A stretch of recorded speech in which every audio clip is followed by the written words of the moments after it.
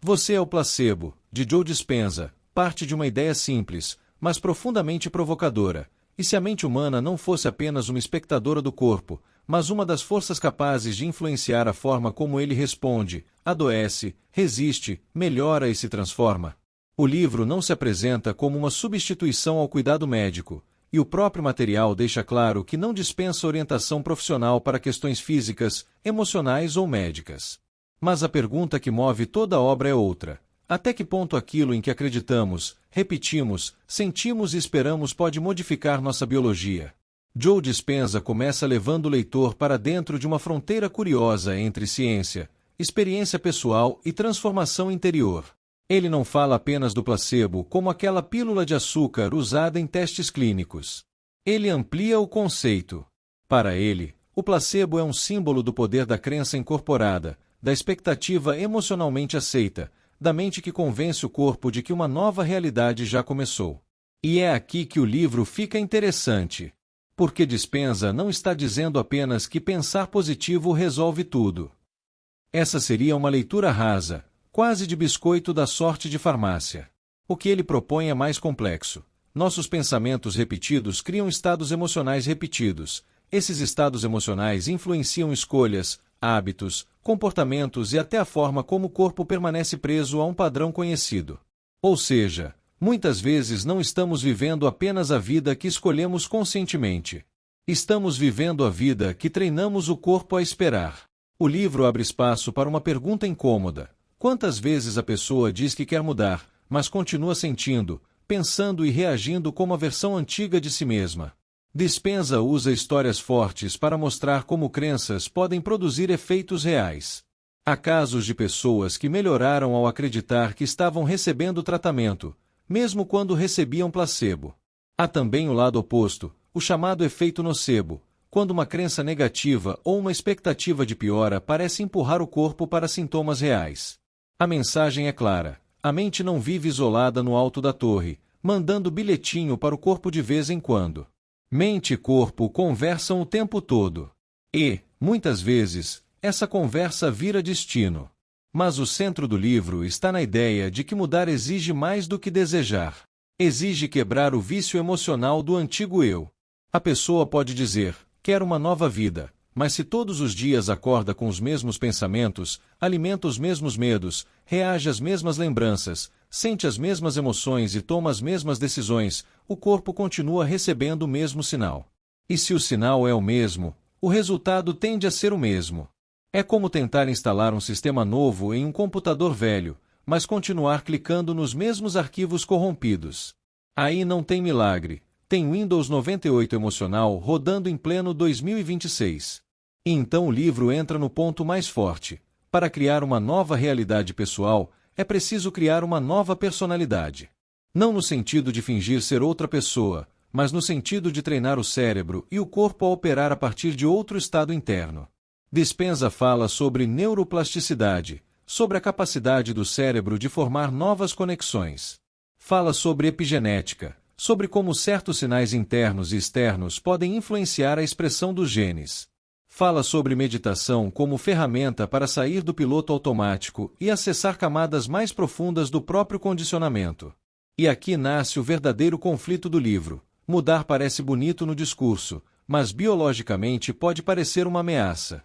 Quando alguém tenta deixar de ser quem sempre foi, o corpo reclama. Ele sente falta da química antiga. Falta da raiva conhecida, da culpa conhecida, da tristeza conhecida, da ansiedade conhecida. Estranho, né? Mas é justamente aí que Dispenza aperta a ferida. O familiar nem sempre é saudável. Às vezes é só conhecido. A pessoa não volta para o velho padrão porque ele é bom. Volta porque ele parece seguro. E é nesse ponto emocional que o livro ganha força. Porque talvez a maior prisão humana não seja a falta de possibilidade. Talvez seja a fidelidade inconsciente a uma identidade antiga. A pessoa sofre, reclama, quer sair, mas ao mesmo tempo protege a própria dor como se ela fosse parte do RG. Eu sou assim.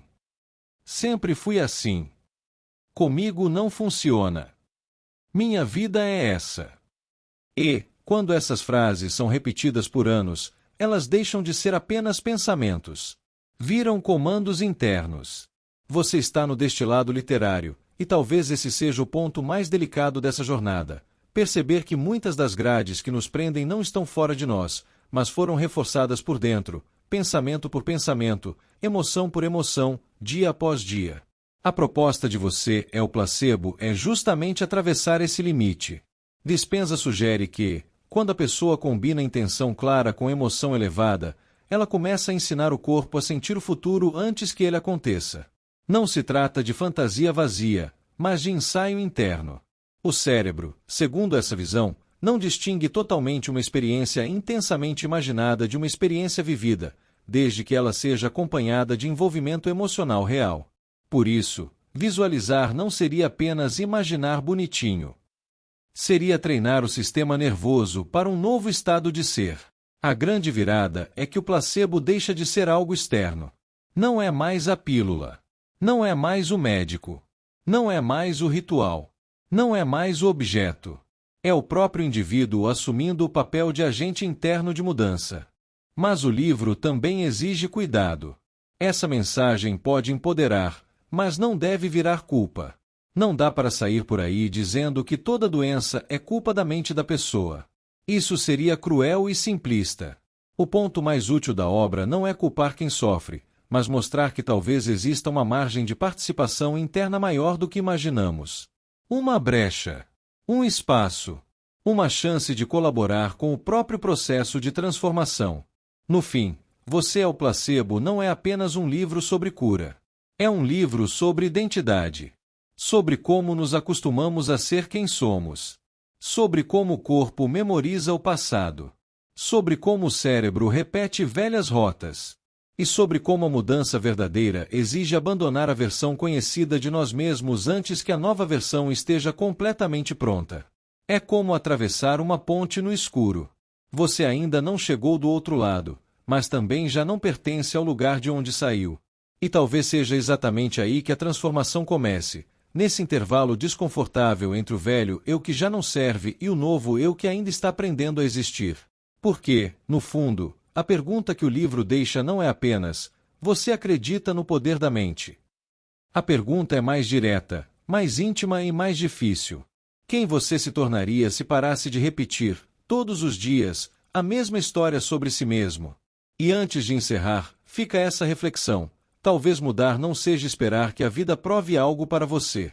Talvez seja começar a ensinar seu corpo, sua mente e sua presença a responderem a uma possibilidade nova.